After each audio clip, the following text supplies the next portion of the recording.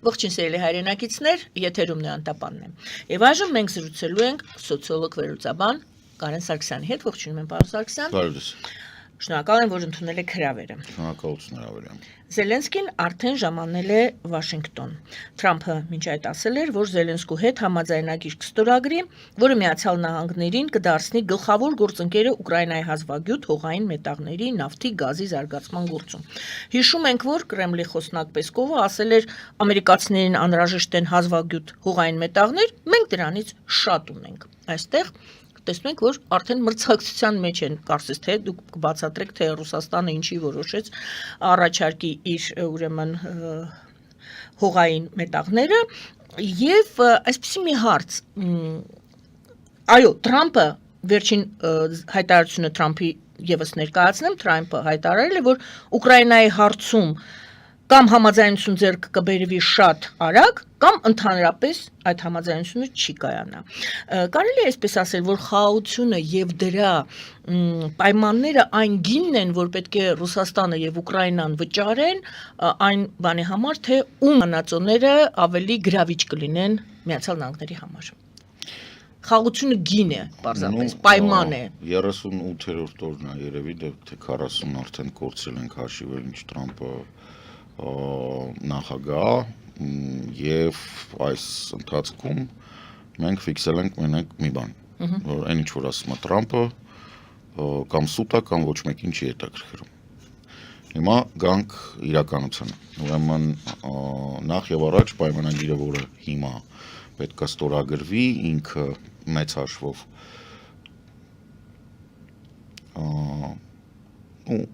այնա ինչ որ կոչվում է ավելի շուտ մեմորանդում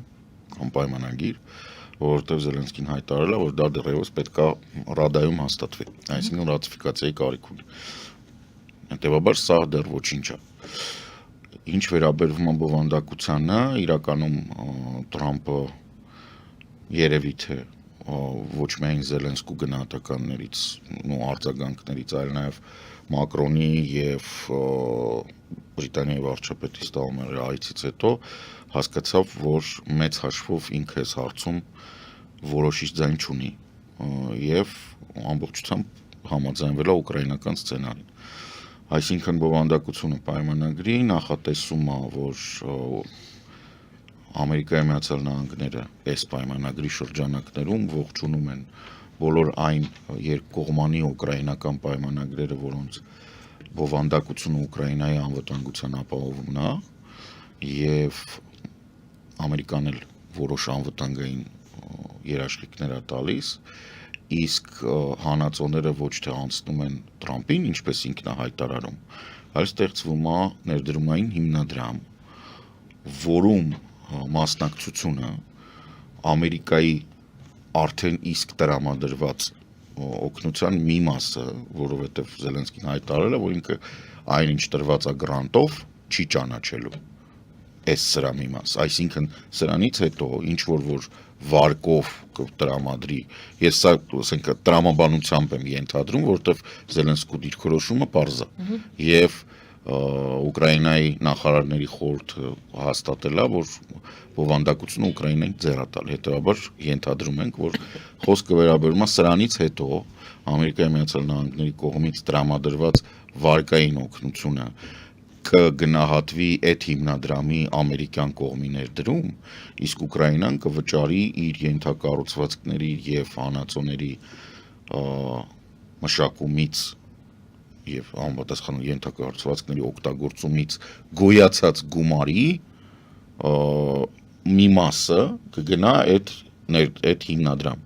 եւ կոպիտ ասած կլինի հիմնադրամ, որը կկառավարվի համատեղ,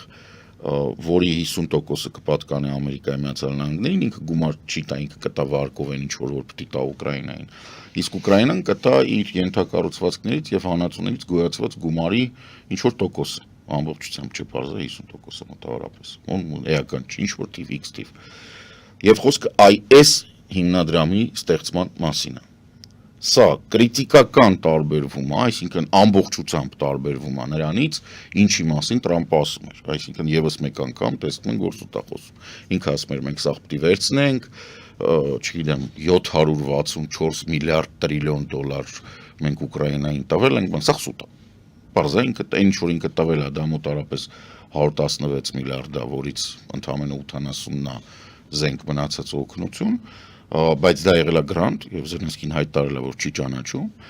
իսկ որպեսզի ինքը գոյացնի այն իր ցանկացած գումարը, որ ինքը ուզում է, որ դա պետք է լինի 500 միլիարդ, ինքը պետք է 500 միլիարդի օգնություն տա հիմա Ուկրաինային վարկային միջոցներով։ Զենք, զինամթերք, բան, այսինքն ինչի եմ սենց երկար սրան բերում, այս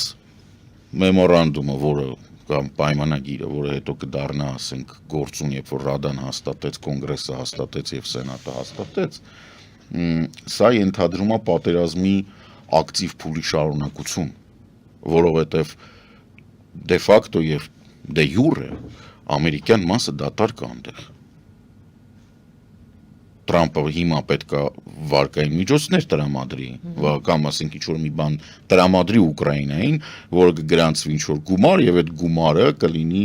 Ամերիկայի Միացյալ Նահանգների ներդրումը այդ հիմնադրամ։ Այսինքն ինչ եմ ուզում ասեմ, որ իրականում ճոռո խոսալով, ընդ որում սուտ խոսելով, ոչ մի թիվ իրար չբռնելով, Տրամպը խափեց ոնց որ իր ընտրողներին է խափել, որ ամեն ինչ գները առաջի օրվանից ինքը պետք է իջացներ, բանի հավքիթի գները 40%-ով սպասում են, որ պետք է մեծանա դեռ, արդեն մեծացածը մի կողմ, դեռ պետք է մեծանա 41%-ով։ Այսինքն, ստեղ մենք ունենք իրավիճակ, որ իրականում, այո, Զելենսկին ամբողջությամբ ճիշտ էր եւ ինքը շատ լավ ցույց տվեց, թե ինչպես է պետք վարվել, մեծ հաշվով իրան շատ մեծ բանի տեղ դրած, դատարկախոս, ստախոս, նույնիսկ գերտերության ղեկավարի հետ Զելենսկին փորձ ունի, ասենք ինքը ոչ Պուտինին տեղը դրեց, տենց էլ Տրամպին տեղը դրեց։ Հիմա մեզ մոտ փաստորեն կա այս վիճակը։ Սրա սկզբից պարզ է, ասենք, պետք է խոսենք իհարկե Մակրոնի եւ Բրիտանիայի վարչապետի այցի եւ այդ այցի ընթացքում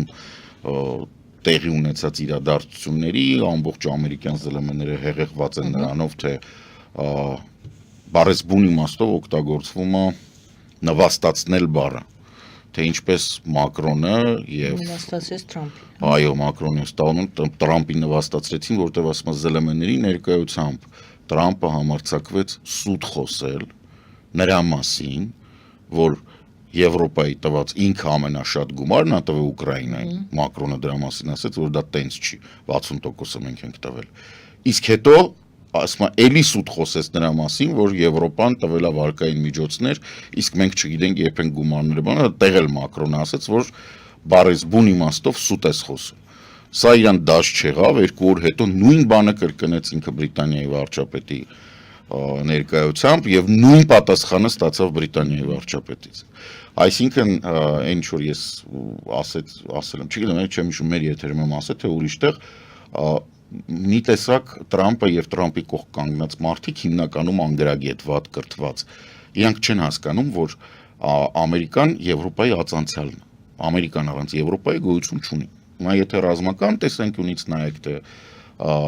ինչ է տրամադրել Եվրոպան, կտեսնեք, որ Եվրոպան տրամադրել է ավելի շատ, օրինակ, տանկերի քանակով, որ նայեք,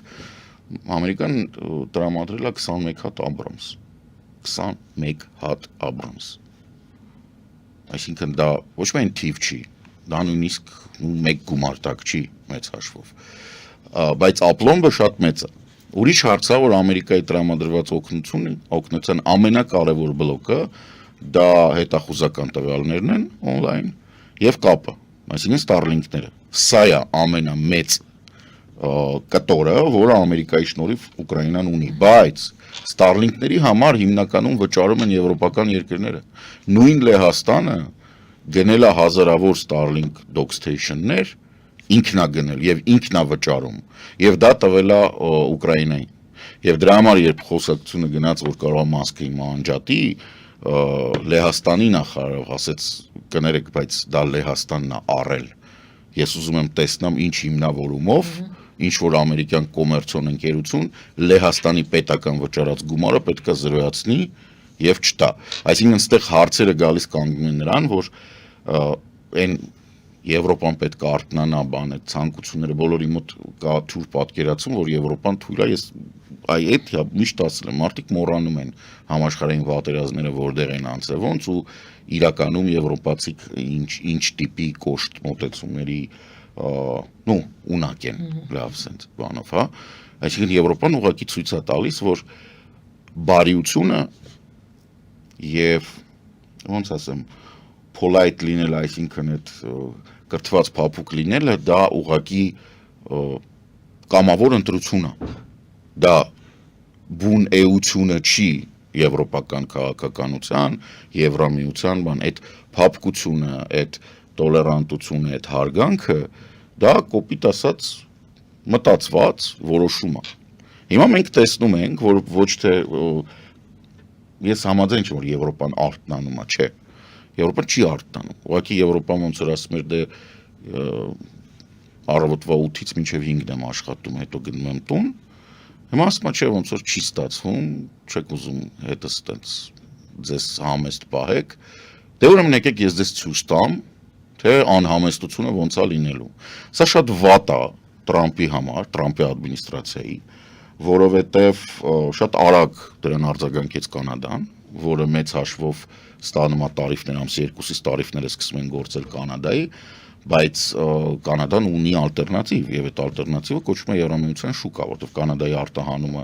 օրինակ նավթի եւ գազի շատ լավ ալտերնատիվ է նաեւ ամերիկյան գազի եւ նավթի։ Այսօրվա դրությամբ Կանադան կարող է ամբողջությամբ դիվերսիֆիկացնել, որտեղ ինքը թե Վանկուվերով կարող է արտահանել դեպի Ճապոնիա, Հարավային Կորեա, Հնդկաստան, Վիետնամ, այն ինչ որ ինքը նույն Չինաստան, ինչի՞ չէ, ով ասում չէ։ Եվ համապատասխանաբար Քվեբեկով արտահանի դեպի Եվրամիություն։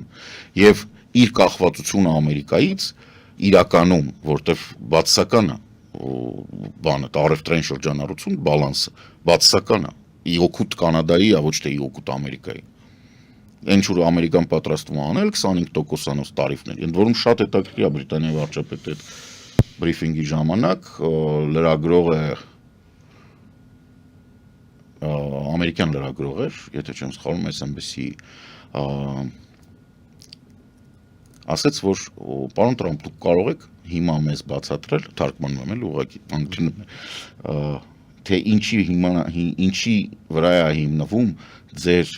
հավատը, your belief, որ տարիֆները դա վատ են այն պետության համար, որի վրա դուք տարիֆը, որի արտադրանքի վրա տարիֆը մտցնում եք։ Չէ որ տարիֆի համար վճարում է մեր քաղաքացին, որ առնում։ Շատ տարական բան է, օրինակ մենք Հայաստանում դա գիտենք, մենք ունենք ԵԱՏՄ-ի անիմաստ հիմար տարիֆային քաղաքականություն, որը Հայաստանը չի վերաբերվում եւ քանի որ մենք ընդհանուր սահման չունենք Եվրամիության երկրների հետ, իսկ տարիֆները հիմնված են նրա վրա, օրինակ չգիտեմ, Ռուսաստանում ինչ որ բան արտադրվում է, դրա համար ինչ որ դրսից գալիս է ինքը թանկ է։ Հիմա որ գնում եք, օրինակ չգիտեմ, ֆրանսիական կարագը ավելի թանկ է, քան արմավենու տեխնիկական յուղից պատրաստված բելարուսական կամ ռուսականը, որովհետև կա այդ սահմանափակում, մենք ունենք տարիֆ այդ ֆրանսիական կարագի վրա։ Ներկրումից խնդրեմ ունենք։ Դրա համար մենք ենք չէ վճարում։ Հո ներկրողը չի վճարում, հո Ֆրանսիան չի վճարում դրա համար։ Հա, Ֆրանսիան կոպիտ ասած հիմա ինչ է նշանակում, հիմա ուզում է Եվրոպայի վրա մտցնի։ Ասենք BMW-ն մեկը արժանալու է 100,000 եվրո։ Թե տարիֆ կմտցնես, թե չես մտցնի, այդ քո խնդրեմն է։ BMW-ի գործարանը 100,000 եվրոյով է այդ մեքենան քեզ տալիս։ Ուզում ես տարիֆ մտցրու, դու ծախի պլյուս 25% արա։ Եթե չէ, հո չի իջացնելու գինը, ասի լավ որ տարիֆ ունես, ես քեզ 75%-ով կտամ։ Հիմա այս ամբողջ հարցը դրանում է։ Տրամփը պարզա չպատասխանեց, գնաց սկսեց ջուր ծեծել, մենք դրան ծանոթ ենք, մենք ունենք այտենց մի երկրի ղեկավար ամեն օրվա ռեժիմով, որ սկսում է ջուր ծեծել սուր հարցերին չի պատասխանում, սղացրեց գնաց։ Երկրորդ հարցը, որը շատ հետաքրքիր էր, նույն լրագրողը Բրիտանիայի վարչապետին հարցրեց, ասեց դե գիտեք, այս ձեր կողքի անձնավորությունը հա ուզում է Կանադան անեքսիա անի։ Թագավոր Չարլզը տեղյա կա, որ այս ձեր կողքի անձնավորությունը ուզում է բանից Բրիտանիայից բան տանի։ Տրամպի դեմքի արտահայտությունը շատ լավն է, ինձ թվում է ինքը առաջի անգամ լսեց, որ Կանադան вообще-то բրիտանական դոմինիոն է, շատ լավն էր, ասենք բաներ էլ են սենց, ապշած դե իրանց սովորան, ինչ պակաս է, ոչինչ։ Բրիտանիայի վարչապետը շատ բրիտանական բանով ասեց, ճիշտ ասած մենք այդ հարցը չենք քննարկել։ Ես ոչմ կարա իրան ոչ ման ասեմ, չենք քննարկել այդ հարցը։ Բրիտանական լրագրողի հարցը Տրամպին շատ ավելի լավն էր։ Ասեցի դուք պատրաստում եք, վաղը Զելենսկին է գալի, պատրաստում եք Զելենսկուց ներողություն խնդրել, որ դուք իրան դիկտատոր եք անվանել։ Չէ՞ որ Պուտինի այդ բանով։ Տրամպը էլի բան չարեց, բայց դեմքից երևաց, որ ինքը Մակրոնից հետո մի շաբաթվա ընթացքում երկրորդ անգամ իրան զգաց ապտակած եւ դա այնպիսի սենց ասեմ այն որ քարը գցում ես ջրի մեջ սենց ալիքներ են գտնում է այդ ալիքները այնքան են որ ամերիկյան ԶԼՄ-ները դա հասկացել են դա բացի ամբողջությամբ դատարկա գլուխ տրամպիստներից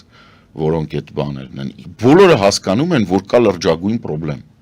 եւ այդ լրջագույն խնդրեմը կոչվում է անգրագետ Տրամփ անգրագետ Մասկ եւ չնայած որ մենք բոլորս հարգում ենք Ամերիկայի բնակչության ազատ ընտրելու իրավունքը ցանկացած հիմարի կարան ընտրեն նախագահ արծեթիչի բայց ամերիկյան ստատուսը համաշխարհային հարաբերություններում այս կարգի 38 օրվա մեջ զրոյացնել դա հատուկ տաղանդապ է դրա համար համաձայն եմ որ Տրամպը շատ տաղանդավոր է էլ Մասկին չասես այն որ ասում եմ ուղղակի հարց էլի բա տենց մարդկանց առաջի պլանով է բերում Այստեղ պարզապես հիշեցնենք, որ Թրամփը ասեց ոնց ես տենց բան եմ ասել։ Հա, այդ էլ առանձին։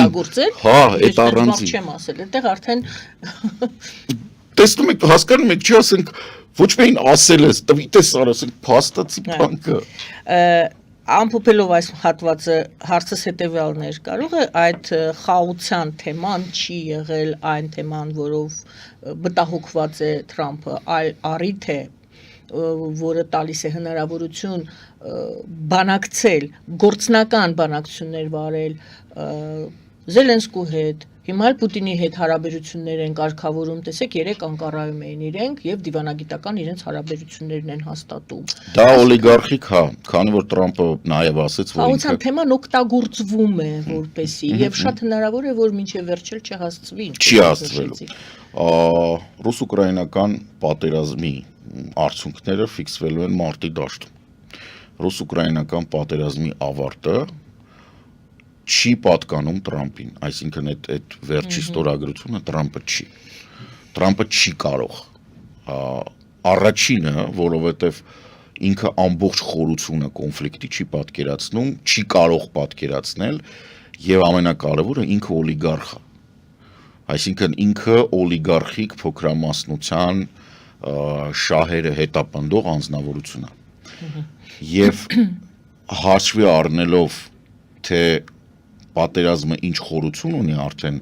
մշակութային, ռազմական եւ այլն եւ այդ խորությունը որ եվրոպական հետախուզությունները բազմաթիվ հաշվետվություններ են ներկայացրել բոլոր շահագրգիռ կողմերին, որ Ռուսաստանը իրականում պատրաստվում է զինադադար է, եկեք ճիշտ ասենք, հա, որտեղ դա խաղաղություն չի լինելու, դա զինադադար է լինելու։ Զինադադարը օգտագործել ուղակի համալրվելու, վերադասավորվելու, ինքը Լենինգրադի ռազմական շրջանում առանձին կորպուս է ստեղծում 3 դիվիզիայից, որը Էստոնիան հասկանում է, որ ոնց որ հիմնական թիրախը ինքն է։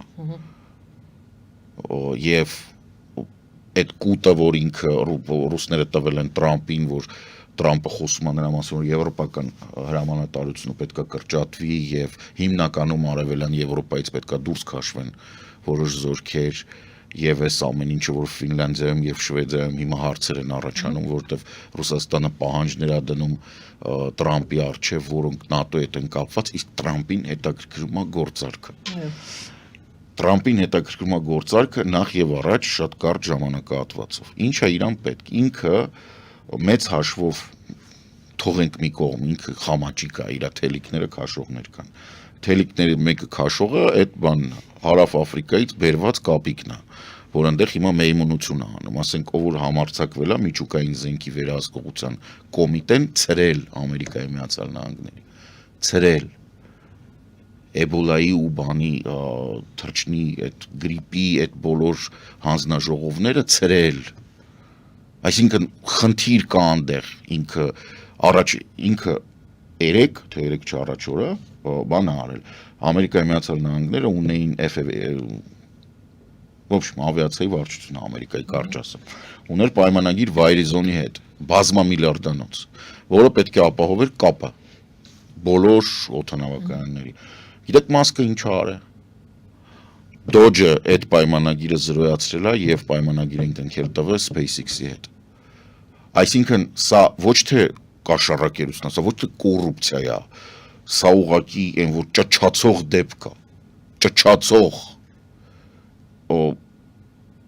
այս հարցում էլ է զրոյանում ռեպուտացիան Ամերիկայի, հասկանում եք, Ամերիկայի ռեպուտացիան զրոյացել է, հիմա եթե ձեր հարցին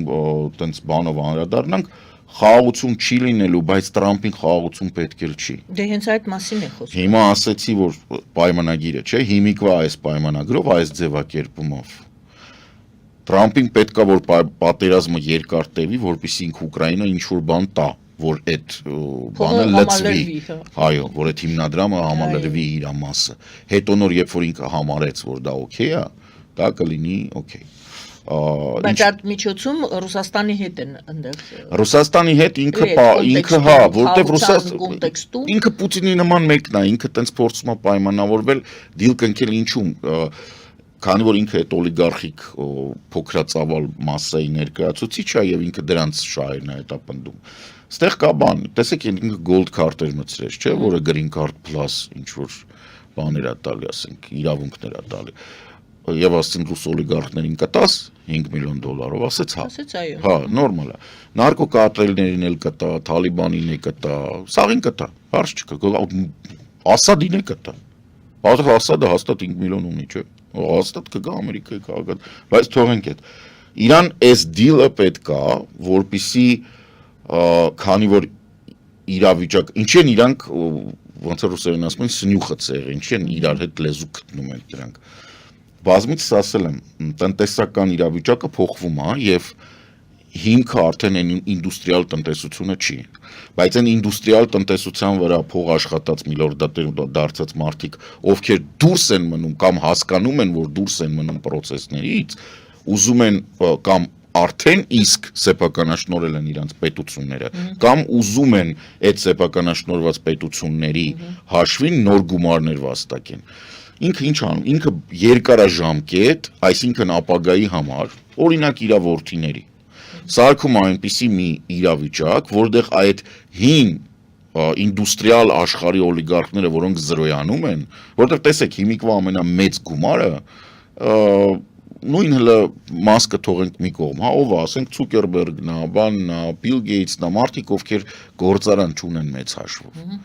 Իրանք ինչ-որ սոֆտ են սարքում, իրանք տենց են միլիարդատեր դառել, ու իրանց միլիարդները հարյուրներով են, ի տարբերություն օրինակ 5 միլիարդատերների, որոնք ասենք 10-15-ը ամենաշատը։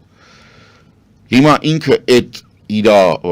պուճուրիկ օլիգարխիկ բանը, ղեկավարությունը, իր միջոցով, ու ինքը հետ չեն ափսոսում, հետո կտան կուտեն դրան, Տրամփին կուտեն, կթողեն որ ուտեն մարդիկ, բայց ինքը սրանց համար ստեղծում է նոր բարձիկ անվտանգության, ինքը պետությունը սեփականաշնորհում է, պետական ռեսուրսները պատրաստում է օգտագործել նրա համար, որ հին օլիգարխիան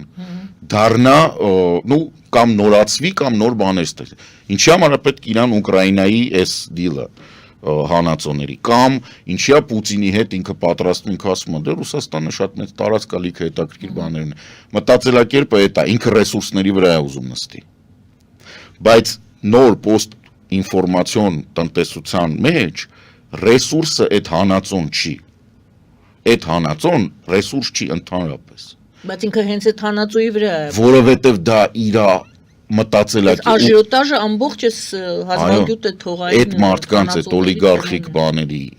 մտածելակերպը մաքսիմում է դա օրինակ նայեք մեր մոտ հեռու չեն գնում Երևանը տեսեք ոնց են ապականում այդ բարձրարկ շենքեր կառուցողները բոլորին հայտնի է որ գոյություն ունի կանոն Եթե դու ստանում ես ինչ-որ տարածք, որտեղ պետք է շենք կառուցես, շինարարությունը կարա լինի, կարա զբաղեցնի դրա ոչ ավելի քան 40%-ը, մնացածը պետք է լինի կանաչ տարածք, հրապարակ, բան, ինչ-որ մանկական խաղալուտեղ, ոչ մեկ դա չի անում։ Ինչ որ ձևերով գալիս են, ինչ որ մի կերպ, չգիտեմ, չեմ կարող ասեմ, կաշառք են տալի, համոզում են, վախացնում են, ինչ են անում, բայց այդպես չեն անում։ Ինչու՞, որովհետև իրանք հասկանում են, որ նախ հորիզոնն է պլանավորման կարճ, հենց հիմա շատ փող են ուզում։ Որտեւ եթե դու անում ես, դու ասենք ունես 1000 քառակուսի մետր, դրա ընդամենը 40%-ին կարա շենք, ինքը մտածում ասում խի ախպեր, ես լիքը փող կարամ աշխատեմ այնտեղ։ Այն որ այդ շենքում, քանի որ դու սաղ նորմերը խախտում ես, նորմատիվները խախտում ես, սեյսմիկայություն չես պահում, բան ու միջինում ամառվա ջերմաստիճանը 36, 37, 38 է։ Փոշի է, այսինքն դու սրտանոթային հիվանդություններ ես առաջացնում այդ շենքի մարդկանց մոտ։ Դու առաջացնում ես քաղցկեղ, որովհետև փոշի է, որովհետև դու այդ ցեմենտը, որը ապահովում ես, էդ էլ չես ստուգում ոնց է, չէ, համապատասխան ձև չէ, իրան մեկ է, ինքը հենց հիմա պետք է սառանչայի պես լափի, հենց հիմա ու փախնի։ Տնտեսական աճը որ նայեք, ասենք մենք ունենք արտադրության մասով անկում, ծառայությունների ենթադրում եմ, որի մեջ մտածա նաև ֆինանսավարկային կազմակերպությունների տրամադրող ծառայությունները աճ, մեր աճը դրա շնորհիվ է։ Այսինքն, ով է փող աշխատում, հիմա հունվարին ինչ-որ տնտեսական աճի թիվ են տվել 7 քանի տոկոս, բանը անկում է, էքսպորտ-իմպորտ անկում է, արտադրությունը անկում է, անկում է, դե ադետի ձմեռա, սեզոնային է, հա, սեզոնային է։ Աճը շինարարությունն է ու ծառայությունները։ Այսինքն դա ինչ է նշանակում, որ սարքել են էլի հիպոթեք են տվել, այդ ամեն ինչը պտտվել է, այդ դարել է, բայց դա տնտեսական աճի հիմք չի։ Այն նույն բանը անում է Տրամպը։ Նույն բանը ինքը հիմա ինչ ան, ինքը ստեղծել ամենապարզ սցենարը ասեմ, Ուկրաինայի ասենք, չգիտեմ, լիթիումի հանքերի համար մի հատ կորպորացիա սարքում, այդ կորպորացիան հանում է Նյու Յորքի ֆոնդային բորսա, ասում է բան, մախինացիա, ասում ախպեր, այս կազմակերպությունը ունի լիցենզիա 70 միլիոն տոննա լիթիում ունի Ուկրաինայում։ Ու սկսում է վաճառել պարտատոմս։ Հիմարները, որոնք Ամերիկայում պակաս չեն, որովհետև Տրամպին ընտրել են մարդիկ, իրանք կգնան այդ բաժնետոմսերը կառնեն, չէ, որովհետև դու 70 միլիոն տոննա լիթիում կա։ Ում է հետաքրքիր, որ այդ 70 միլիոն տոննա լիթիումը սու 24-երով, ասենք, ամեն օր այնտեղ պատերազմ է գնում, կամ սաղ տարակացրած է, կամ Ուկրաինայում հիմա ոչ մի ընկերություն չի կարող այդ հանածոները ուղղակի արդյունաբերի։ Ոչ մեկին, բայց ասենք այն մարդիկով, որ այդ կանեն, կաշխատեն ահռելի գումարներ։ Միացյալ Նահանգներ եվրոպական երկրներ։ Եկեք տեսնենք, այդտեղ խիստ եվրոպական երկրները փորձում են կոնսոլիդացվեն։ Մեծ Բրիտանիայի վարչապետ Սթարմերը մարտի 2-ին Լոնդոնում հրավիրում է եվրոպական խոշոր գագաթնաժողով, Bloomberg-ն է հայտնում։ Նա եւ Ֆրանսիայի նախագահ Մակրոնը գագաթնաժողովի մասնակիցներին ներկայացնելու են Թրամփի հետ իրենց հանդիպման ուրեմն արդյունքները։ Ովքեր են լինելու։ Գագաթնաժողովին մասնակցում են Ուկրաինայի նախագահ Զելենսկին, Գերմանիա, Իտալիա, Իսպանիա, Լեհաստան, Չեխիա եւ այլն, Ռումինիա, Թուրքիայի ղեկավարները, Թուրքիայի մասին առանձին հետո կխոսենք, ինչպես նաեւ ՆԱՏՕ-ի գլխավոր քարտուղարը, Եվրահանձնաժողովի ղեկավարը, Եվրոպական խորհրդի նախագահը։ Ինչի մասին կարող է վկայել այս գագաթնաժողովի նախաձեռնությունը։ Դե ինձ թվում է երկուսն էլ համոզվեցին, որ Տրամպը բանակցային պերսոնաժ չի։ Այսինքն Տրամպի նպատակները ընդհանրապես չեն համապատասխանում արևմտյան եվրատլանտյան արժեքների հետ։ Ինչ վերաբերում է բանին, հա, ինքը իհարկե ՆԱՏՕ-ն որպես այդպեսին, տեսեք, մեծ հաշվով ակնկալվում էր, որ Տրամպը ՆԱՏՕ-ի հետ ունի խնդիր։ Բայց, այսինքն մեկը ՆԱՏՕ-ն մնում է, որտեղ այնտեղ օրինակ կա Կանադա, որը շատ կարևոր գործոն է։ Դրա համար այդ Եվրատլանտիան է նորմալ։ Հետո Հյուսիսային Ատլանտիական ոչ մեկ չի տա Ռուսաստանին, որովհետև եթե ՆԱՏՕ-ն չլինի, եթե Կանադայի հետ համագործակցություն չլինի, այնտեղ բավականին լուրջ է։ Ռուսաստանի ամենամեծ նավատորմը Հյուսիսային օվկիանոսի նավատորմն էր։ Ինքը այդ հյուսիսային նավատորմը այսպես կոչված, պատասխանատու էր նաև Ատլանտյան օվկիանոսի համար։ Այսինքն այդ սուզանավերը, այդ բաները, բոլորը որ կանգնած են Մուրմանսկում, իրանք այդ հյուսիսային Ատլանտիկայից գալի մտնում են եւ ապահովում են այդ թվում, հա, Եվրոպայի արևմտյան եւ բանի Ամերիկայի, Կանադայի արևելյան ոնց որ այդ բաները ափերի համար վտանգ են ներկայացնում։ Դրա համար Կանադայի հետ հարաբերությունները ՆԱՏՕ-ն կպահի ամեն դեպքում եւ հետեւաբար ՆԱՏՕ-ն որպես North Atlantic Treaty, այսինքն հյուսիսատլանտյան համագործակցության կազմակերպություն ինքը շարունակի գործել։ Հակառակ դեպքում այդ ֆլանգը ամբողջությամբ բացվում է եւ բանը կկորի, վերահսկողությունը կկորի։ Իսկ սենց դեռևս շարունակվում է Կանադան, Դանիան, հայտնի Գրենլանդիայի պատմություն, Իսլանդիան, Բրիտանիան, Ֆարերյան կղզիները եւ Նորվեգիան իրանք այդ հյուսիսային ճակատը պահում են, հետեւաբար փակ են պահում Ռուսաստանի համար, որպեսզի ինքը չկարողանա այնտեղ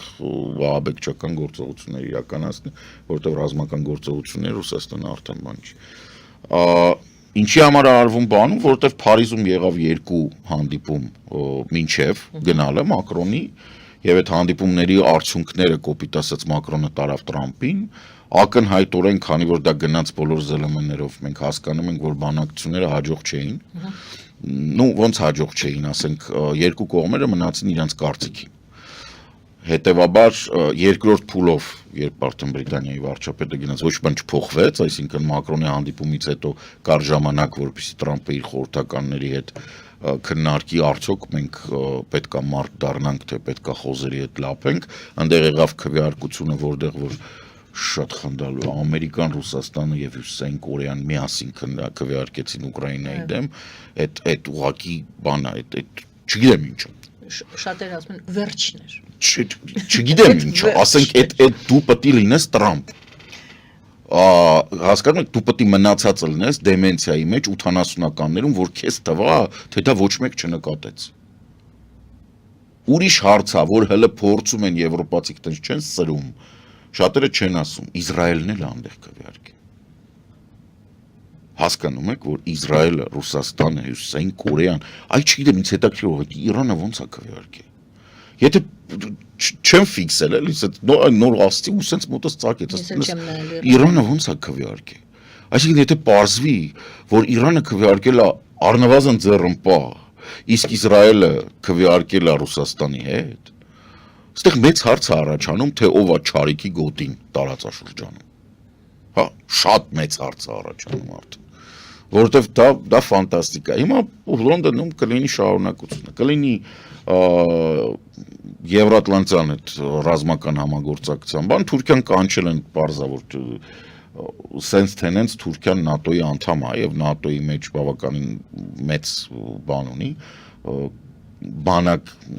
գլխականակով բանակի կշիռում։ Բացի դրանից Թուրքիայի վզին կախած է նաև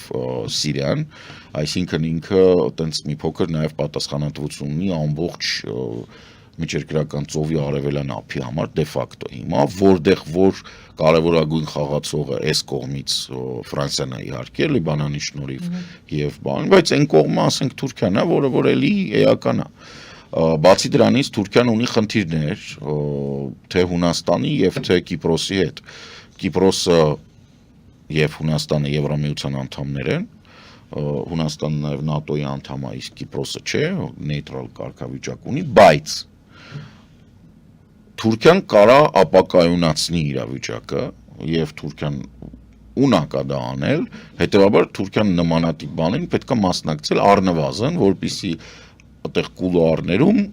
քաշեն մի անկյուն, մարդը մի հատ չափալախտան, ասեն քեզ խելոք կպահես։ Կամ հաշվի առնելով, որ Թուրքիան միշտ երկու քայլ առաջ է մտածում եւ բան ունի, նյուխ ունի։ Ինքը կարա տեղավորվի այս բանի մեջ, որտեղ Իրան օրինակ ըստ Էրդողանի խոսույթի ձեռք չի տալի, թե ինչպես է Տրամփը պատկերացնում Գազան, որ Գազայի մեջտեղը պետք է կանգնած լինի Տրամփի ոսկե արձանը, մուրուքավոր բիկինիով կանայք պետք է բան։ Այդ ինչ էր դա։ Տրամփը իր Twitter-ում է դրել, դա խայտարակություն չի, դա Տրամփն է։ Կներեք, ես ձեր եթերում եմ ասել Տրամփը ով է։ Լավ, չենք գնում, եկեք Թուրքիայի հարցը։ Իսկ դուք գիտեք, որ ասենք Ամերիկայում բան են արել։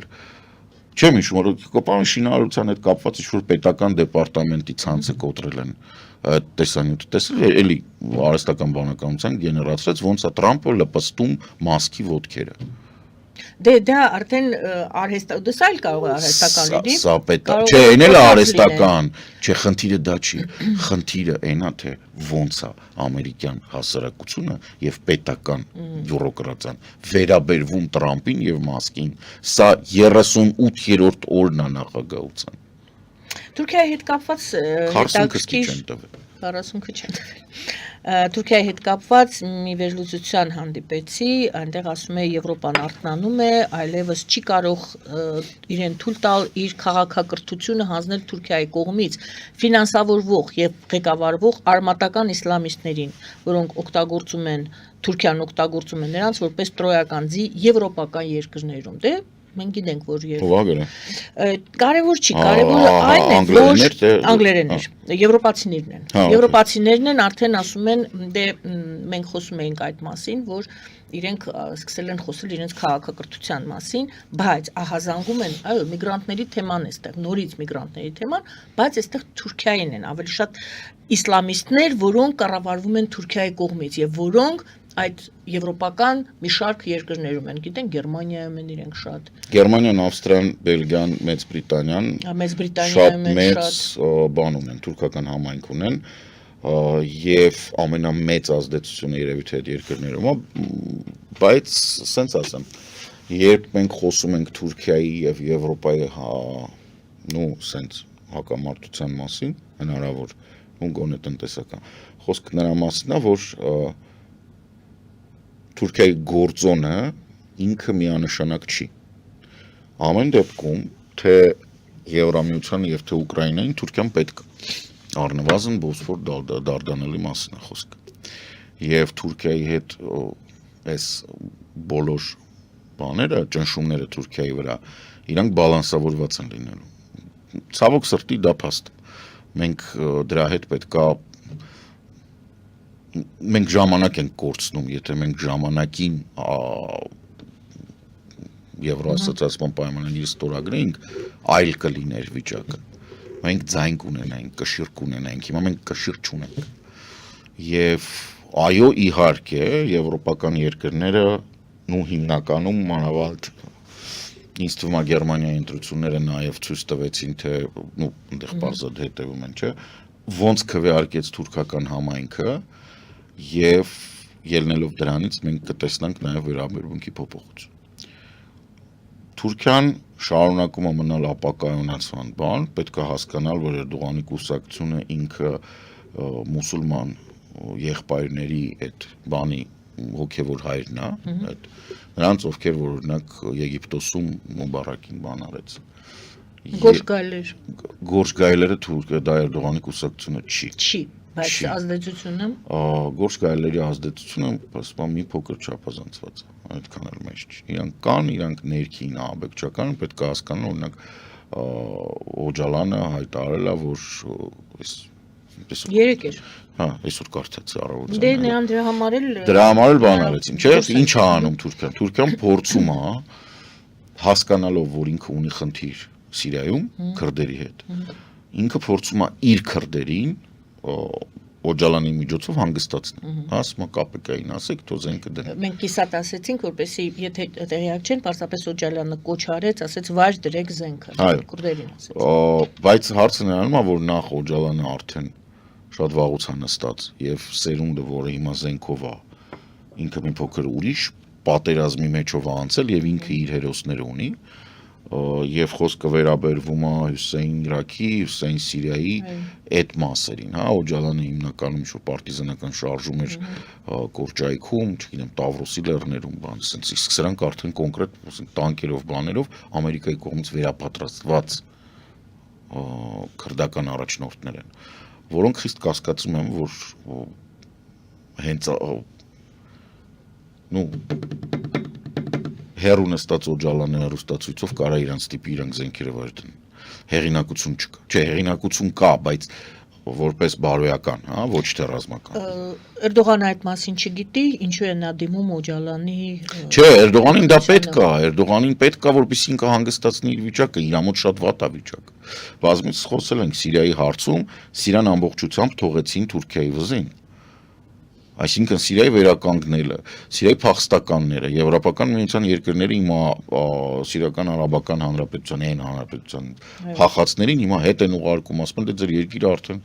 ծաղկող ժողովրդավարական երկիր է, հրեն Թուրքիա դավայցիստից, յալա, հավաքվեցի գնացի։ Հա, 1000 եվրո տալիս 2 էլ կտան։ Բայց ամենակարևորը Էրդողանի գումարը կտրվեց, որտեղ ինքը ամեն տարի գումար էր ստանում Եվրամիությունից, այն Տիկին Դավաճան Մերկելը, որ բաներ անում էլի, 4 միլիարդ էր խոսացի, ինչ ամեն տարի ինչ որ փող էր տալ Էրդողանին։ Ոչ մեկ չգիտի այդ փողը ինչ էր, բայց ամեն դեպքում այդ գումարը կտրվեց, ինքը հիմա փախստականներ, ինքը վերականգնի Հալեպը, Հոմսը, չգիտեմ, Դամասկոսը, ինքը չգիտի ինչ պետք է անի։ Այո։ Իսկ Եփրատից Արևելք ինքը դեռևս չի կարողանում անցնի։ Չնայած ոնց որ թե էլ ոչ մեկ բան չկա, հա, այնտեղ իրան սպասում է պատերազմ։ Իրան պետք է որ Օջալանը գոնե ստեղ ինչ որ մի մասի վրա ազդի, որտեղ այն պահից, երբ որ ինքը փորձի իր Դիարբեքիրի կամ Մարդինի կողմից ներխուժել Տիգրիսի եւ Եփրատի արանքով դեպի Եփրատից արևելք սիրիական մաս, իրան պետք է որ իրա թիկունքում չապստամբեն քրդերը։ Այսինքն այս ամբողջ պատմության մեջ պարզ է որ Էրդողանը վնաս չի, Էրդողանը այն ձեռու ոտը կապած է։ Դրա համար կանչում են ձեռի հետ, համել ասեն դե լավ արի նստի, ինչի համար, որպեսզի ինքը, ոնց որ ասում է, նեղացած չֆազոտի ու սկսի ինչ որ հիմար կարելի անել, էլի։ Իրանի մասին խոսենք, էլի այստեղ արդեն ամերիկյան վերլուծաբաններն են խոսում այն մասին, որ ահա փոխվում է, դե բոլորն էլ ասում են, որ աշխարհակարգ է փոխվում եւ այլն, եւ հիմա շատ կարեւոր է դառնում Իրանի գործոնը եւ Իրանից պահանջվում է վերջնականապես նա որոշի, կողմնորոշվի, թե նոր աշխարհակարգի դաշնակից է դառնում, շատ հետաքրքիր ձևակերպում էր, դաշնակից է նա, թե մնում է այնպիսին ինչպիսին կա եւ ինչ պետք է անել Իրանի հետ հիմա այդպիսի հարց է։ Ինչ է պետք անել Իրանի հետ, հարցնում են Ոչ ման։ Իրականում Իրանի հետ ոչ ման պետք չէ։ Իրականում հենց որ Նետանյահուին նստացնեն, իսկ ինքը քրեական հոդվածներունի վրա, Իրանի հարցը կփակվի։ Թրամփի ներկայությամբ Թրամփի օրոք դա ինչպես է պատկերացնում։ Թրամփն 3 տարի է մնացել է։ Այսինքն դե պարզ է, չէ՞ Նետանյահուն ու վաղը չեն նստացնելու։ Բայց Իրանը այսօր վաղը եւ մյուս օրը տեսեք, ի տարբերություն ռեժիմով նրանց սպառնում են պատերազմով։ Տեսեք, ի տարբերություն Ռուսաստանի, որի պահպանման այս ֆորմատով պահպանման վստահություն ոչ մեկ չունի, այդ թվում ես։ Ռուսաստանը կմնա որպես ինչ-որ տես մի բան, բայց այս ֆորմատով կմնա, կասկածում եմ, եթե ամեն ինչ սեն շարունակվի։ Հա, ուկրաինական պատերազմը, Եվրոպայի աջակցությունը ժամանակ կխոսենք։ Ինչ վերաբերում է Իրանին, 100% վստահություն ունեմ, որ Իրանում առավելագույնը ինչ կարա լինի, ասենք, չգիտեմ, հերթական ինչ որ հեղափոխություն։ Օրինակ, այդ ամենավտանգավորն է ինչ որ Իրանին սպասում է, որտեղ այն որ Իսրայելը կբերի եւ 35-երով կխփի միջուկային այդ ռեակտորները կտրակացնի, չի տրակացնի, կտրակի թե չի տրակի, դրանից Իրանի գոյությունը կասկածի տակ չի դրվում։ Ընդհակառակը, հիմա որ արձակվեց Իրանի վրա, բոլորին կհամախմբես ղեկավարության շուրջ, որքան էլ որ դա վատն է։ Իրանի հետ երկխոսությունը Իրանի հետ երկխոսությունից բացի ոչ բան անել չի կարելի։ Այդ եմ հարցնում, որքանով է հնարավոր իրատեսական եք համարում, որ այն Ֆրանսիան հանգիստ կարա այդ երկխոսությունը տանի, առնվազն մենք տեսել ենք Հայաստանում շատ հանգիստ Ֆրանսիայի եւ Իրանի դեսպանները այստեղ զրուցում են, բան են անում, այսինքն Հայաստանը լավ պլատֆորմ է Իրանի հետ խոսելու։ Բարով եկել, չգիտեմ, Ուրսուլա ֆոն դեր Լայնը կգա, թե ով կգա, բայց ասենք Իրանի հետ կարելի է նստել խոսել, որովհետև օքեյ, ես հասկանում եմ, որ բոլորը վախենում են նրանից, որ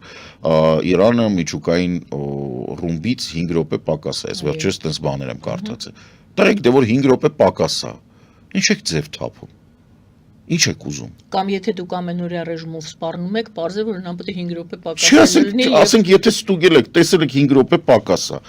կհասցնեք 5 րոպեում ամբողջությամբ վերացնեք իր սախ պոտենցիալը, չէ։ Բարացների տանունը ի՞նչ է։ Նստեք պայմանավորվեք հետները, առավել եւս որ ես երբեք չեմ կարողացել հասկանամ, չէ, ես գիտեմ ինչու է դա անում Նետանյահուն։ Ես երբեք չեմ կարողացել հասկանամ ոնց են մարդիկ, որոնք Նետանյահուի հետ կապ չունեն կամ չեն ֆինանսավորվում Նետանյահուի կողմից, դրան հավատում։ Հետ են գալիս հարցնում եմ իսկ ինչու է դա անում, ասում եք ես հասկանում եմ Նետանյահուն ինչու է անում։ Փող։ Իրան պետք է մեծ թշնամի, որ Ամերիկային կթի։ Այսինքն ինքը Գազայով, եթե հիմա հաջողվեց Գազայով կթի Տրամփին, չեմ բացառում որ դա կլինի, ինքը կարող է մի քիչ հանգիստ բայ, բայց Իսրայելը ցավոք սրտի բոլորը դրա մասին մոռանում են։ Հոկտեմբերի 7-ից հետո նախորդ 23 թվականից ինքը արդեն ինչքան ժամանակ է պատերազմը վարում եւ ամենաբանն է որ այդ պատերազմի վերջը ոչ միայն չի երևում, այլ իրավիճակը ավելի վատ է, քան հոկտեմբերի 6-ին 23 թվականի։ Բացատրեմ ինչու, որովհետեւ վերնախավը կամ հրամանատարական կազմը Հեզբոլլայի եւ Համասի, որոնք տարիքով 50+ էին կամ նույնիսկ ավել, ինքը միշտ կարծրացած, տակ տեղը սարքած, բան ինչ-որ սենց միլիոններ դիզած կամ չդիզած, էական չի։ Արդեն պատրաստ քննարկումների, արդեն տենց հարուստ, արդեն կշտացած իշխանությունից։ Իրանք դրեցին այս ամբողջ վերնախավը, հրամկազմը ոչնչացրեցին։ Կոպիտ ասած, լեյտենանտները եւ կապիտանները մնացին եկքյա կազմակերպությունների ղեկավարներ։ Սրանք սոված են, սրանք կատաղած են, սրանք երիտասարդ են, խոհեմ չեն, սրանք ավելի պատրաստ են։ Մի շաբաթ առաջ պարզվեց, որ ընդամենը նրա պատճառով, որ AM-ն ու PM-ը խառնել էին, բաները, Իսրայելում ավտոբուսները սկսել էին տրաքել երեկոյան 9-ին, որ երբ որ կանգնած էին բաներում։ Դե դա կարող է ցուցադրական, ոչ թե խառնել էին։ Նայ, օֆիցիալ Իսրայելը ասել է, դե բութեն խառնել են։ Okay։ Որպեսզի չընդունեն այդ մեսիջի պահը։ Այո, որպեսզի խուճապը, որը տարածվում է իրանց բնակչության մեջ, փորձեն կասեցնեն։ Բայց եկեք ճիշտն ասենք, էլի, Իսրայելը կլիենտ երկիր է, ու մեծ հաշվով, այ հենց հիմա ինքը շատ նման է fail state-ի։ Շատ նման է, որովհետև Գազայի վերականգնումը, եթե հանգարց Տրամփը ասում է, չէ, Գազայի վերականգնումը մնում է Իսրայելի բյուջեի վրա, Իսրայելը երբեք չի վերականգնի Գազան։ Երբեք կփորձի, բայց եթե խոսքը գնում է նրա մասին, ինքը էլ այդ դրական իմիջը չունի, ավելին Նետանյահուն Հաագայի տրիբունալով ճանաչվել է ռազմական հանցագործ։ Հոլանի հարցը լուծել, մի մոռացեք։ Հոլանի հարցը շատ ավելի ծանր է, որտեվ այնտեղ էլ չկա իրավիճակ, որտեղ որ Իսրայելը դառնում է լավ երկիր ներդրումների համար։ Ես էդ եմ ասում, չէ, բայց ես էդ նկատի ունեի, որ տնտեսապես ինքը չի կարա։ Մոբիլիզացիան դադարեց, երիտասարդությունը փախնելու է այդ երկրից։ Նայում եմ իրենց բաները, պոդքասթները, բաները, նայում եմ սաղից տեղն է ասել, ոչ մեկ չի ուզում բանան։ Ասենք բոլորի մոտ հարցը առաջանում, որտեվ նա մանավանդ նրանք ովքեր մարտի դաշտում են, իրանք տեսնում են, որ չի ավարտվել այս ամեն ինչը։ Նրանք ովքեր ծառայում են հիմա, ովքեր մտել են հյուսիսային հարավային Լիբանան, իրանք տեսնում են, որ գյուղից դուրս են գալի, դեղին դրոշակավորները գալիս են։ Առաջ այդ գյուղում 10 հոգի էր, հիմա 100 հոգի է գալի այդ գյուղը մտնում։ Համասի, Հեզբոլլայի։ Այնտեղ էլ Համասը ոնց որ թե բան չի անում, առանց թաքցնելու զենքերով, բաներով, դրոշներով այդ իրանց բաներին, պատանդներին տենց են վերադարձնում։ Այսինքն ոչ մի բանի չեք ասել։ Այսինքն խաղաղություն կոչվածի հոտ դեռ բացառվում է, ոչ միայն չի գալիս, այլ այնտեղ 100% բացառվում է։ 48 թվականին դա սկսել է եւ դա կավարտվի Երուսաղեմի թագավորության բանի պես։ Երբ որ այլևս չլինի այնտեղ այդ հակամարտությունը, կամ Իսրայելի կառավարությունը պետք է շատ կոշտ կանգնի ասի երկու պետության սկզբունքա սահման, всё դուք մենք ստեղ չխառնվեցինք էլ իրար։ Հա, բայց ասենք եթե դուք այտենց եք գործում, դա չի կանգնելու։ Իսկ դա հասկանում են նաև երիտասարդները։ Հասկանում եք, ոչ մեկ 16 տարեկանը, մանավանդ ծնողը բանա չէ, մեմա դարել, հրեական մաման, որը հաստատ որքան էլ որ ինքը պատրիոտ է, ինքը հաստատ չի ուզում, որ իր Յոսյան գնա ու մեռնի, որովհետև Բիբին չի ուզում դատվի։ Առավել բարեկամներ ունեն Ամերիկայում, Կանադայում, բանում կհանեն երկրից, որովհետև արդար չի այդ պատերազմը։ Արդար չի, եթե դու գնում ես երեխա ես ուզում տնից հանես, ասես գնաս դե, ուր գնա, ինքը տեղա ծնվել մեծացել։ Էթնիկ զտում ես ուզում անես Ամերիկայի հաշվին, օքեյ, Տրամպը կարա փորձի, բայց հայտնի չի դրան կոնգրեսն ու սենատը կգնան թե չէ։ Իսկ Եվրոպան արդեն խիստ բացասական վերաբերմունք ունի Իսրայելին, այսինքն խաղաղությունը որ լինի, ներդրում չի լինի։ Հայ-ադրբեջանական ինչ նորություն ունենք այստեղ։ Նույն բանը։ Նորությունները տեսնենք, դե ասեցինք արտգործնախարարությունը հայտնել է, որ մենք ստացել ենք Հայաստանը, Երևանը ստացել է խաղաղության պայմանագրին Բաքվի պատասխանը, բայց կապուղիների ապաշրջափակում, սպառազինությունների փոխադարձ վերահսկման հարցերը դեռ մնում են անպատասխան, ասում է արտգործնախարարությունը եւ չհամաձայնեցված այդ երկու կետերով էլ դեռ նորություն չունենք։ Իրանի արտգործնախարարը հայտնել է, որ Իրանը ձգտում է Հայաստանի, Ադրբեջանի միջև խաղաղության հաստատմանը եւ պատրաստ է օգնել այդ հարցում, հարցը ձեր կարծիքով երկու երկրներին իսկապես օգնել է պետք, թե ինչ որ ուրիշ խնդիր կա այստեղ եւ երրորդ լուրն էլ այս թեմայի շուրջ եւ հետո արդեն սկսենք իրավիճակը գնահատել, ձեր գնահատականը։ Եվ իմացանք, որ դե գիտեինք, որ Ադրբեջանը դուրս է բերել Սպուտնիկ, այսինքն փաստորեն տարբեր երկրների, այլ երկրների խոշոր լրատվամիջոցներին դուրս է բերում Ադրբեջանից, Սպուտնիկը Ռուսաստանի, բրիտանական BBC-ն էր դուրս բերել, երեք էլ հայտնի դարձավ, որ Բլումբերգի թղթակցին հավատարմագրում այլևս չի տրամադրվելու, ինչու է այդպես անում Ադրբեջանը ձեր կարծիքով, ինչ որ բանի է նախապատրաստվում Ալիևը։ Տեսեք, իրավիճակը հետևելն է։ Եթե ավելի մեծ մասշտաբից գանք դեպի մեր տարածաշրջան, չեմ սիրում իհարկե դա ասել, բայց ասենք գանք ստեղ, բարավ։ Այն ինչ որ կոչվում է մեր տարածաշրջանը։ Եվրոպայում խոսեցինք, որ այդ գիտակցությունը եւ ասենք բանը ՆԱՏՕ-ն առանց ԱՄՆ-ի իր համախառն սպառազինություն, զենք, զինամթերք արտադրության, ասենք, չգիտեմ, 350 միլիարդ եվրո գումար է ծախսում, որը որ գերազանցում է Ռուսաստանին առնվազն 4 անգամ։ Ռուսաստանը իմ լավագույն տարբերակներով խոսք 80 միլիարդի մասին։ Սա այս խոսակցությունները գնում են, գնում է կոնկրետացում, գնում է վերազիննում այս ամեն ինչի եւ բոլորը փորձում են այս հարցը եվրոպական երկրների մակարդակով հասկանալ, որ հիմա մենք սենց ենք աշխատել, այսքան ասենք։ Ակնհայտ է, որ մեզ մոտ տարածաշրջանում գոյություն ունի Ադրբեջան, որը տոտալիտար երկիր է եւ այդ տոտալիտար երկիր լինելու հիմնական նաեւ դրսևորումը այն է, որ իր մոտ ոչ մեկ պետքա կասկածի տակ չդնի, որ այդ երկրի գլխավորը ինքն է։ Քանի որ ինքը տարածաշրջանում փորձում է իրեն պահել որպես ամենակարևոր, ամենաուժեղ եւ իմ հետ պետքա խոսեք բոլորդ, ինքը հիմա զբաղվում է կոնսոլիդացնելով այն տարածքային միավորը, որը Ստալինի եւ Էնվերի բանով թեթև ձեռքով ծանր իրականում կոչվեց Ադրբեջան եւ այն բնակչությունը, որը 36 թվականի Ստալինի հրամանով կոչվեց ադրբեջանցի։ Ինքը էթնիկ զտում արեց, հայերին մաքրեց,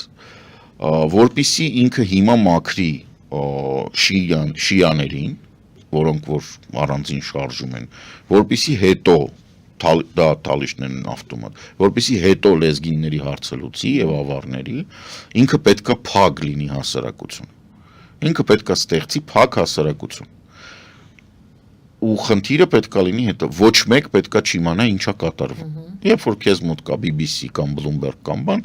դու իրան չես կարա այդ լրագրողին չթողես, Դու ասենք կարաս ասես Բաքվից դուրս մի արի, բայց նույնիսկ այդ պարագայում, եթե դու ասենք, չգիտեմ, մտնում է շիա գյուղ ես ոչնչացնում, ինչ որ մեկը կիմանա եւ ասենք ինչ որ մի սրճարանում այդ Bloomberg-ի լրագրողին կամ BBC կպատմի։ Հետեւաբար հարցը որպեսզի չսպանի, ինքը թղթակցին, ինքը որպեսզի չսպանի, մաքրում է, ինքը մաքրում է, ինքը զբաղվում է կոնսոլիդացիաներով։ Ինչու, որովհետեւ աղրելի մեծ խնդիրներ ունի։ Խնդիրներ ունի կախված թե Եվրամիության հետ հարաբերություններում, որը իր շուկայի սպառման հիմնական շուկան է, ինչու, որովհետև Եվրոպան էլ ասում է ինչ որ է ընկյաժին եկեք չնեղացնենք, եկեք գազն ու նավթը Իրանից վերցնենք։ Սա ավտոմատ նշանակում, ընդ որում Օրբանը, որը սրա հիմնական տենց ոնց որ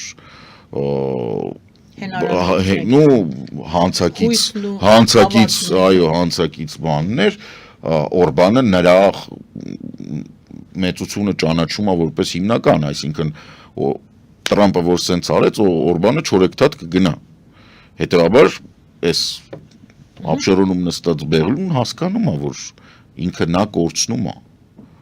որտեղ Օրբանը կուզենա Տրամպից գազ վերցնի, որ Տրամպին հաճոյանա։ Խիղճ Ադրբեջանից վերցնի։ Եվ ստեղ ստացվում է իրավիճակ, որ միակ բանը ինքը կարող ինչ որ կարող առաջարկել Եվրոպային, դա գազն ու նավթն է։ Բայդենի ադմինիստրացիան նաև դիտարկում էր այսպես կոչված միջին միջանցք, որը որ մերոնք պատմուտը սարքել էին խաշմարուկ։ Այդ միջին միջանցքը թուրքական պրոյեկտ էր եւ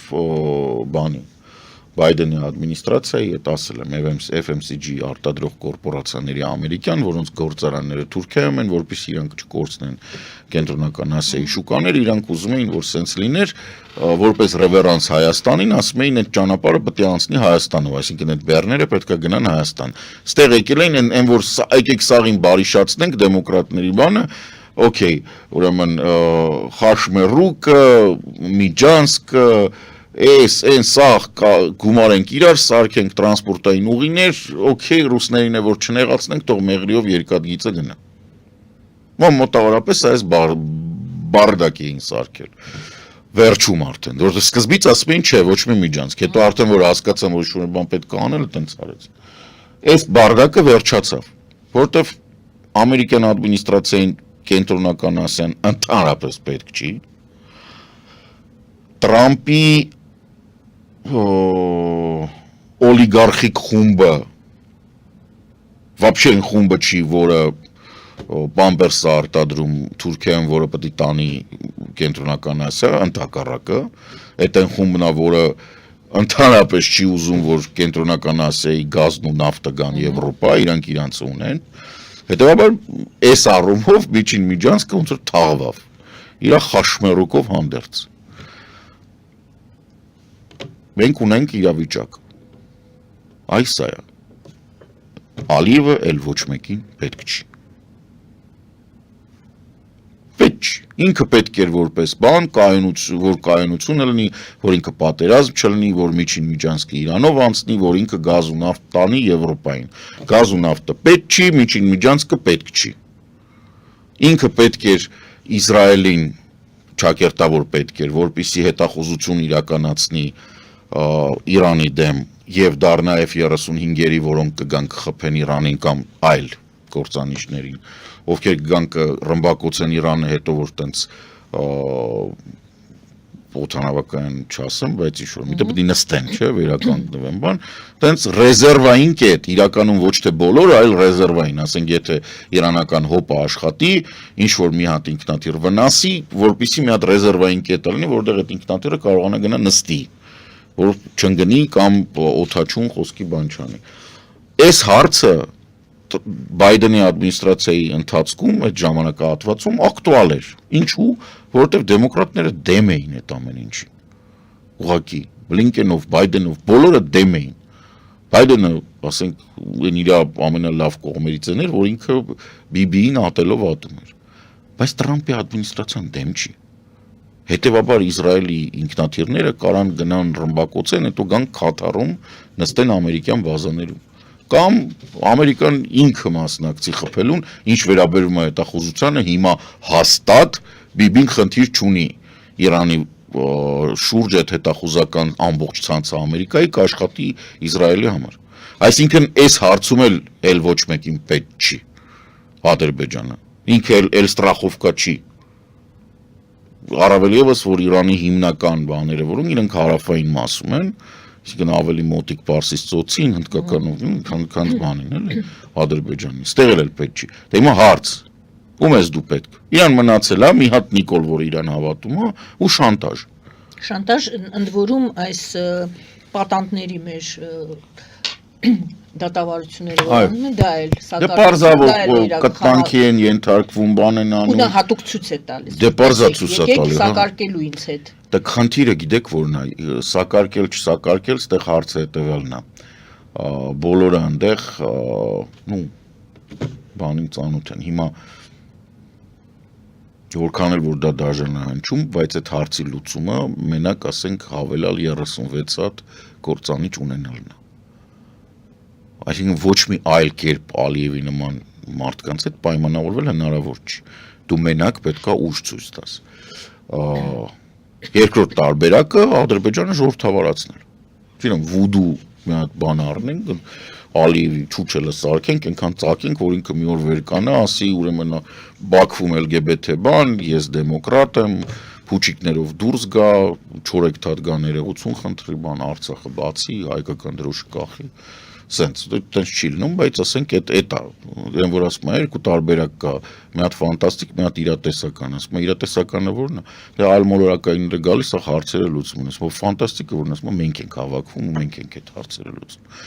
Հիմա Ալիևի մոտ ֆանտաստիկ իրավիճակը այդ է, որ ինքը դա կանի, չի լինի, հետևաբար մենք պետք է հասկանանք, որ Հայաստանը պետք է շատ լուրջ զինվի, Հայաստանը պետք է մտնի եվրոպական անվտանգային կառույցների մեջ։ Եվրատլանտյան ես կասեի իհարկե Կանադան հաշվի առնելով ոչ թե Տրամփին, հա։ Դե այս նոր ձևավորվող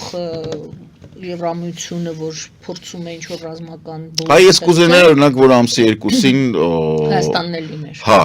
Եթե Զելենսկին կա, այստեղ պետք է մտածել արդեն։ Առնվազն, հա, բանով, որովհետև մենք այսպես թե այնպես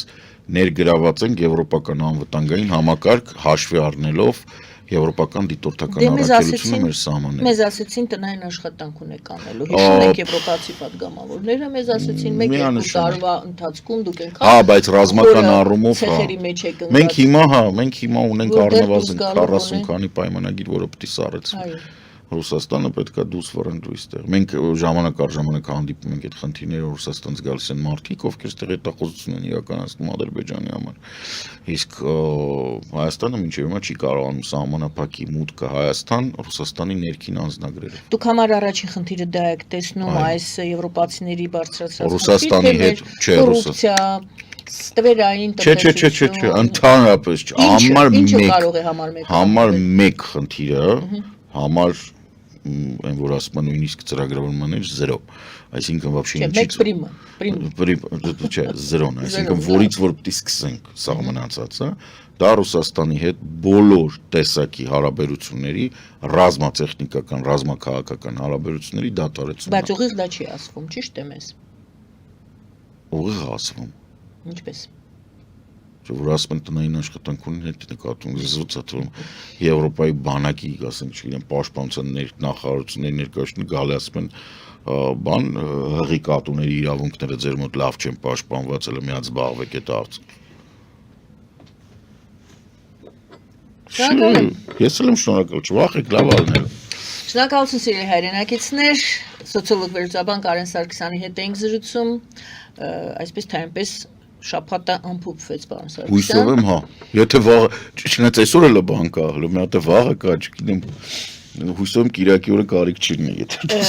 դեռ մենք չունենք Զելենսկու վերջնական ինչ ստորագրվեց այնուամենայնիվ, դա արդեն հետո կերևա։ Դե կերևա, հա, հետևեք ասում ոնց որ ասում են։ Զրուցվար մեր Գայանե Առաքելյանը, բարին անցես։